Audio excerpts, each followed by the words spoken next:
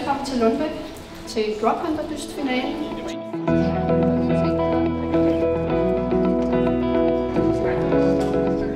Yes, jeg hedder Tjalfe, og jeg står sammen med Julie her. Vi kommer begge to fra Silkeborg Gymnasium.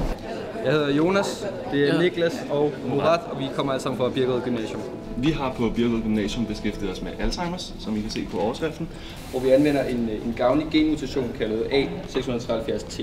Jamen, vi er her, fordi at vi er til Drug Hunter Dyst 2016, hvor der er, at vi er oppe og fremlægger, og vi har valgt at arbejde med Parkinson, men der er mange andre, der arbejder med andre neurologiske sygdomme. Hej altså, kan I høre, hvad jeg siger? Dopamin er neurotransmitter i centralnervesystemet. Så Parkinson er en betegnelse for symptomerne muskelstivhed, rysten i kroppen, langsomme bevægelser, hukommelsestab med flere.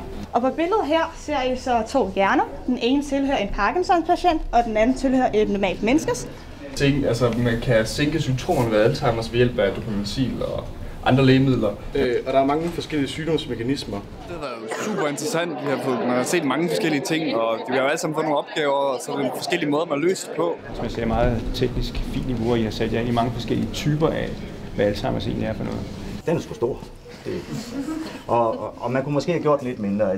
Den er super flot. Det er I skal have mange tak for jeres stemme. Vi har helt klart oplevet, at der er elever, der bliver fanget og virkelig får lyst til at have den her fordybelse i det emne, de nu har valgt. Ja, det var rigtig rart at have noget, som vi kunne dykke ekstra ned i forhold til, hvad vi normalt laver af undervisning. Dagen har været super spændende at få lov til at følge med i alle de forskellige posters, og så har frokosten været sindssygt god.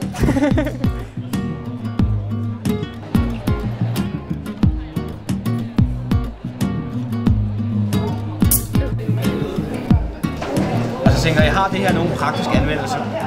Og man har faktisk forsøgt at lave togdrift med det.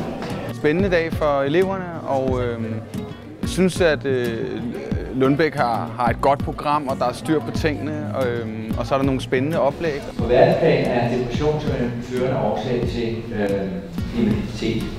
Det er jo en god grund til at beskæftige sig med det, og kaste sig ud og prøve at finde behandlinger til det. Mit navn det er Jan.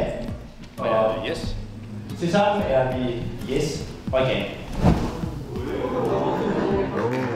Jeg har været her en gang tidligere med to hold, og vi synes, vi havde stor udbytte af det. Det var selvfølgelig også derfor, jeg meldte mine hold til den her gang igen.